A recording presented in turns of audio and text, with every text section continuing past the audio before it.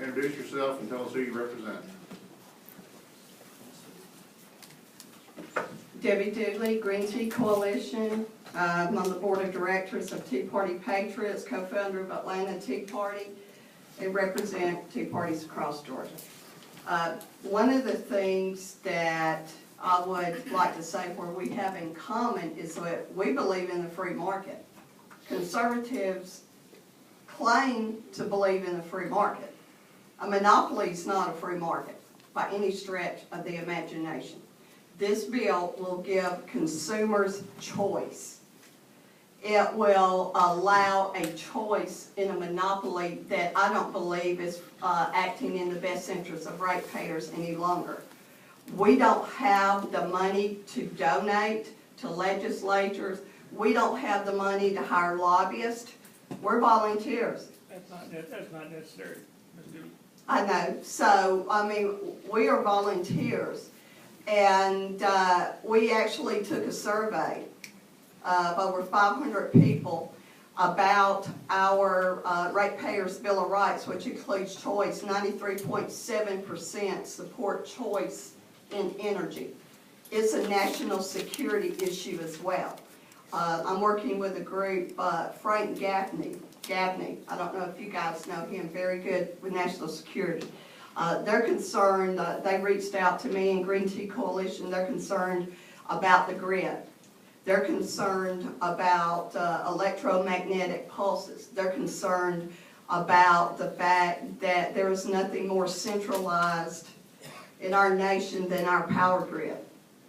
There was a report that was commissioned in 2007 that was completed in 2007 under the Bush administration as for the vulnerability of the grid.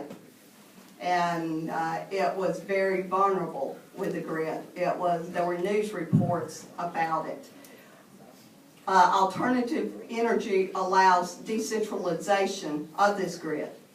It allows protection. We believe in consumer choice. If you don't vote this bill out of committee, you're voting against consumer choice and against the free market.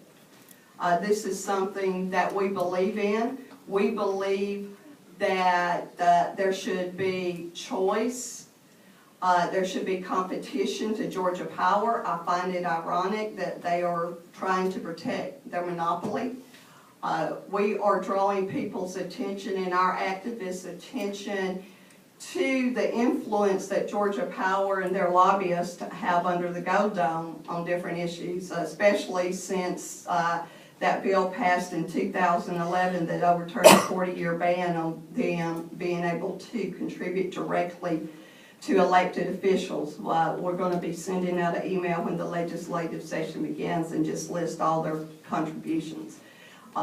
They do a good job, but they treat us like bullies. They're bullies. If you don't give me this, if the PSC doesn't give me this rate increase, we're going up more. Let's do it. If you speak, you only have about a couple minutes left anyway, but if you speak to the bill, please. I mean, as far as how Georgia Power or any other company, performs their business or anything like that, that's not part of the debate here. Well, I was just addressing a situation, some of the comments Georgia Power's attorney made, or their spokesperson made, but we met with farmers 2 months ago when the documentary film crew came to Georgia doing a documentary on free market environmentalism. We met with farmers in South Georgia in the Vidalia district, Vidalia area, that had family farms that have been in their farms for generations. They begged us to open up the market for solar. This could save a lot of their family farms if we opened up the market. They want to be able to either lease their farmland for solar panels, or they wanted to actually generate energy in a community and sell it to businesses nearby. And we plan on having farmers from South Georgia come to the Capitol during the legislative session and talk to you guys. So this is farmers in South Georgia. I'm a Georgia Power ratepayer. I'm captive. I don't have a choice. I'm forced to pay an atomic tax on my bill every month for Vogtle. The legislature intervened and passed legislation that would allow Georgia Power to pre-bill us by adding this CWIP atomic tax on our bill every month. I want to add that your time is up. I appreciate you coming. Thank you very much. You do have questions if you care to take them. Yes, I'll be more than happy to. Chairman Martin. Okay? Let's do it. If you wouldn't mind, you said, if this bill wasn't voted out, we were against the free market. As it's written, it's a monopoly. That's been changed, sir. No, ma'am, it's a It said a monopoly. community, you are allowing okay, do we have a monopoly now? Ma'am, we have a regulated utility, and I understand you have a problem with it. And Yes. That's fair, okay? But we have a regulated utility, just like we have CON in this state. So to some extent, we have monopolies throughout our healthcare system. That you can't build a CT scan or a this or that unless you go to the community health board and they say you need it.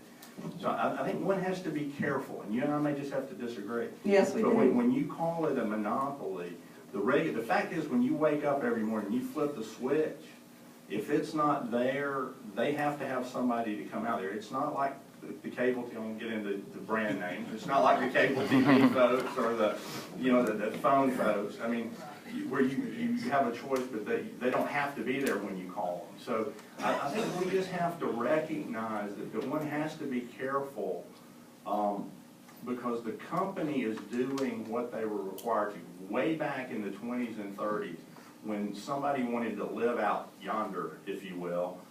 That company had to build lines. Still today, if you decide to build your house in the middle of your land and they have to draw a feed out to you for a mile to you just to get to one house, they'll never make up the cost of that. All the rest of the rate players in Georgia do that. That's what was put into place because of the regulated utility system.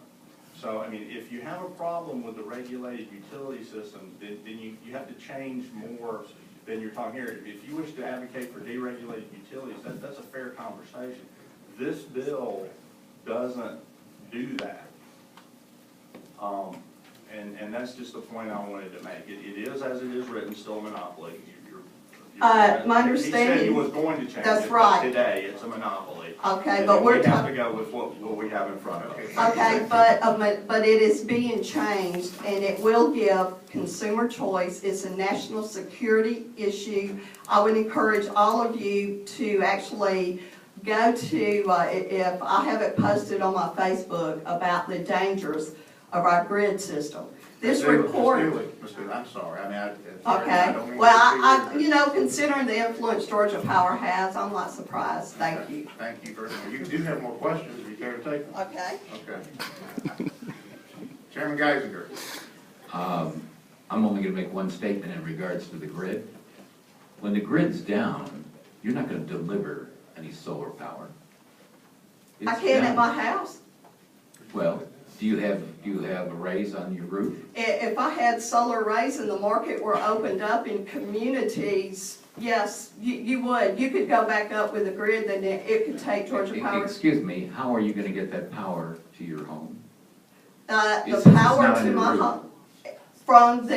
There is a unit or a piece of equipment that connects to the grid. And yes, you can power your home with solar arrays. Walmart, On your roof? yes. Yes, that's understandable. We're not questioning that.